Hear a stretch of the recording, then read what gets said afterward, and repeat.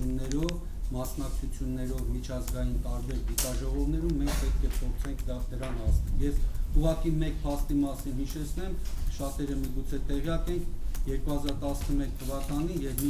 Բիշկեկի մասին ասացիք, ես հիշեցի, Բիշկեկում մասնակցում էինք ԱՊՀ պատմության ինստիտուտների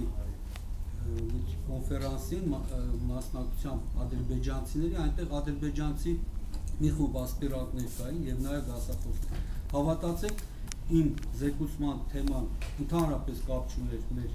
հարևան պետությունների հարաբերությունների կամ Ղարաբաղյան խնդրի հետ, լրիվ այլ ուղղվածությամբ դասախոսություն է եւ ադրբեջանցիները դարձյալ բարձրացրեցին եւ Խոջալույի հարցերը եւ օկուպացված տարածքների եւ այլն եւ ես երբ պատասխանեցի, այնտեղ ներկա էին, ինչպես նշեցի, ԱՊՀ գրեթե բոլոր երկրների պատմաբաններ, լուրջ արձագանք ստացավ, 2 օր անց ադրբեջանական սայթերում դարձյալ ապատեղեկատվություն էր, որ Խաչատրյանը եւ ոչ մի հարցի չպատասխանեց։